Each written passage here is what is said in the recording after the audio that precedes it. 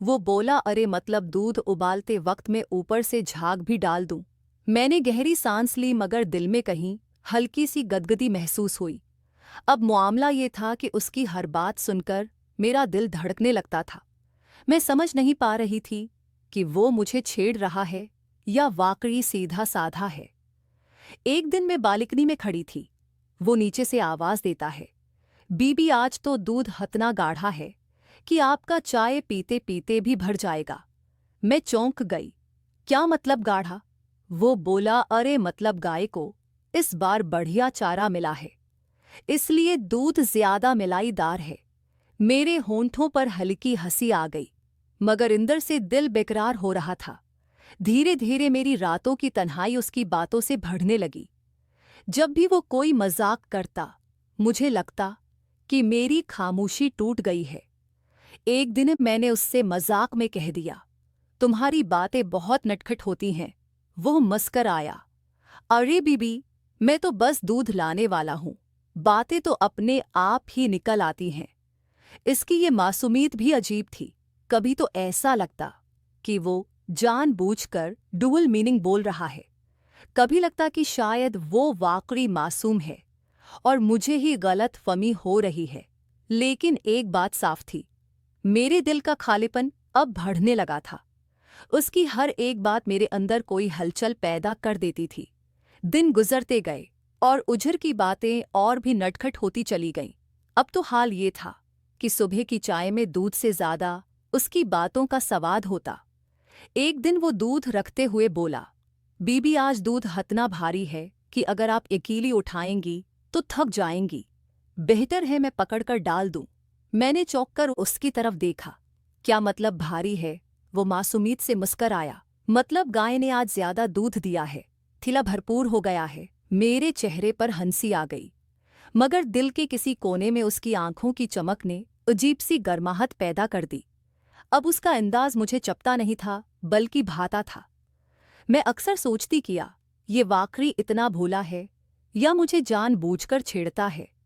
एक रोज वो दूध देते हुए अचानक कह बैठा, बीबी दूध को अगर अच्छे से फेंट लें तो ऊपर मिलाई मोटी हो जाती है और मज़ा ही कुछ और आता है।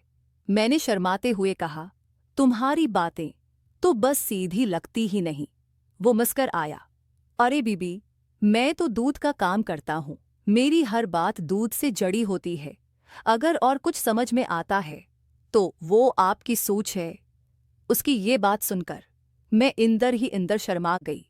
अब मुझे मानना पड़ा कि उसका हर जुमला मेरे दिल को छू जाता है। धीरे धीरे हमारी बातें बढ़ने लगीं। अब सिर्फ दूध लेने देने तक मामला नहीं रहा था।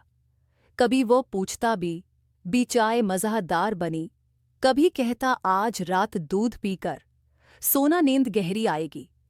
ये सब सुनकर मैं मुस्कुराती, मगर इंदर से मेरे दिल में हलचल बढ़ती जाती। एक दिन मैंने हिम्मत करके उससे पूछ लिया, तुम हमेशा ऐसी बातें क्यों करते हो? वो थोड़ी देर चुप रहा, फिर मुस्कुर आकर बोला, बीबी क्या करूं, जब भी आपको देखता हूं तो बातें अपने आप मीठी हो जाती हैं। मेरे गाल लाल हो गए। पहली बार उसने ऐसा जुमला बोला जो सीधा दिल तक उतर गया। एक शाम का वाकया है। मैं बरामदे में बैठी थी, वह दूध लेकर आया। आज उसकी आंखों में कुछ और ही चमक थी। उसने दूध रखते हुए कहा, बीबी आज तो दूध हतना गरम है कि अगर पीते ही जाएंगी तो पसीना आ जाएगा। मैंने चौंक कर कहा, क्या? वो हंसा, मतलब उबालते ही लाया हूं, भाप अभी तक निकल रही है। मैंने हंसी दबा ली, मगर दिल में एक बजली सी दौड़ गई। इस दिन पहली बार मैंने महसूस किया कि मुझे उसकी बातें सुनने में मज़ा आने लगा है। ये कोई साधारण दूध वाला नहीं था, ये मेरी तन्हा जिंदगी में हंसी और रोमांस की हल्की सी हुआ लेकर आया था। धीरे धीरे उसकी बातें और नजी होती गईं। एक दिन बोला, बीबी कभी कभी दूध ज्यादा देर तक रखने से खट्टा हो जाता है, इसलिए मैं चाहता हूं कि आप रोज ताजा दूध लें ताकि स्वाद बना रहे। मैंने चौंक कर कहा, किया इशारा है? ये वो मासूमियत से बोला, अरे मतलब ये कि रोजाना का दूध ताजगी देता है।